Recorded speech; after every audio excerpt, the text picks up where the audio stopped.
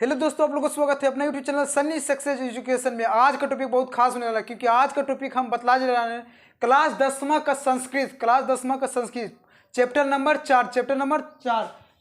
4 में है आलस कथा। ये क्लास 10वां का है, लेकिन पहला से लेकर 10वां तक लोग बूढ़ा बुजुर्ग सब देख सकते हैं क्योंकि एक कहानी के टाइप से है। अगर आप इस वीडियो के शुरू से अंत लोग देख लेंगे तो मैं आपको विश्वास और गारंटी के साथ बोलता हूं कि इससे बहुत चीज़ अपने जीवन के बारे में सीखने के लिए मिलेगा। इसलिए ये पहला से लेकर 10वां सभी के लिए है, लेकिन इम्पोर्टेंट अगर बिहार बोर्ड के लिए अगर बोला जाए तो क्लास 10वां के लिए है। इसलिए इस वीडियो की कम से कम शुरू से अंत लोग जरूर देखिए। एक कहानी टाइप का वीडियो है। बोल रहा है आलस कथा। क्या है? आलस कथा। तो इसका सिंपल समझ लिए कि आलस क्या है? आलस कथा है।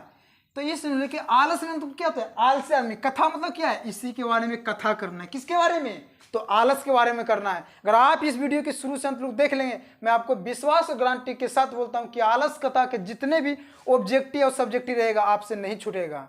इसलिए मैं फिर से बोलना चाहता हूं कि इस वीडियो के शुरू से अंत लोग जरूर देखिए।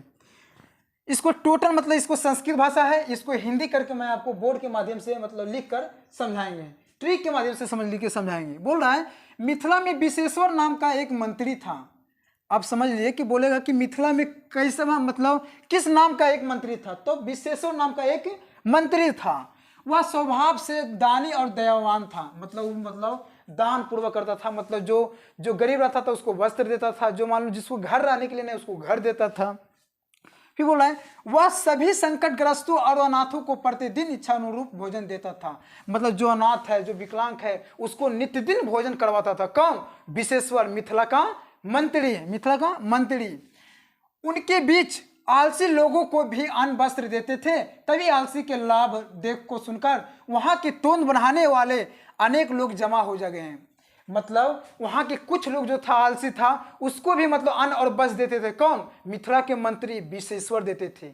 लेकिन वहां के कुछ लोगों ने इस लाभ को देखकर मतलब वहां के तोंदों ने कुछ धूर्त या कुछ आलसी बनकर वो भी भोजन प्रतिदिन करने लगे।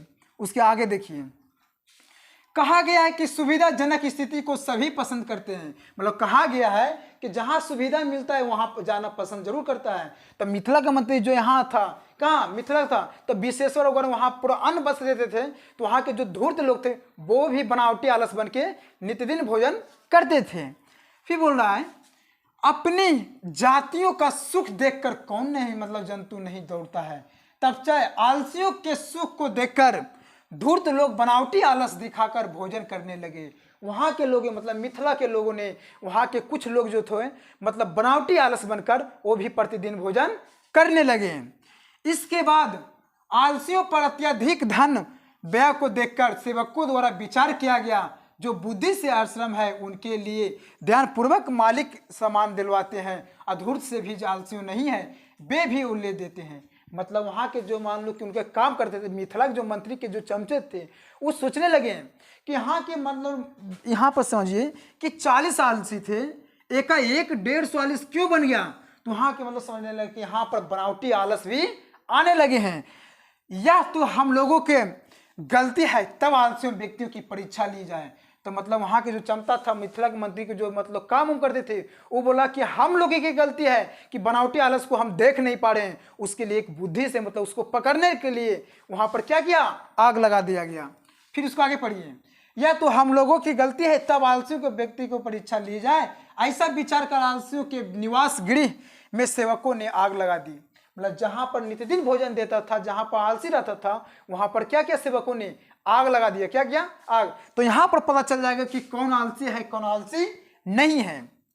फिर देखिए, तब घर में आग लगे हुए देखकर सभी धूर्त भाग गए। मतलब धूर्त कहने का मतलब है जो बनावटी आलस बनाकर आए थे सभी लोग क्या किए? भाग गए। इसके बाद कुछ आलसियों भी भाग गए। सिर्फ 4 व्यक्तियों ही सोए हुए आपस में वार्तालाप करने लगे। मतलब सिर्फ कितना व्यक्ति बचा? कितना आलस? तो 4 आलस बचा। कितना? 4 आलस बचा। कपड़े से मुंह ढके हुए एक ने कहा, मतलब पहला मतलब आलसी ने बोला, आर्चत कोई मतलब थी आर्चत यह कोलाहल क्यों हो रहा है? मतलब पहला आलसी बोला है कि यहाँ कोलाहल क्यों हो रहा है, मतलब यहाँ हल्ला क्यों हो रहा है। पहला आलस बोला कि यहाँ हल्ला क्यों हो रहा है। फिर दूसरा बोला लगता है कि इस घर में आग लगी हुई है। तीसरा बोला कोई भी वैसा धार्मिक व्यक्ति नहीं है जो इस मतलब जितने बातों के बोलते हुए मतलब यहाँ बोला कि कोई धार्मिक व्यक्ति नहीं है जो इस आग को देखकर मतलब बुझा दे। चौथा बोला, क्या बोला? चौथा बोला चुपचाप क्यों नहीं रहते हो? तब चारों के इस प्रकार के और तराब को देखकर सुनकर और आग में उनके ऊपर गिर जाएगा। ऐसा देखकर सेवकों ने हत्या के भय से चारों को केस खींचकर घर से बाहर निकाला। यहाँ से ऑब्जेक्टिव क्वेश्चन आता है किस चीज को मतलब पकड़कर मतलब बाहर निकाला? तो केस पकड़कर बाहर निकाला।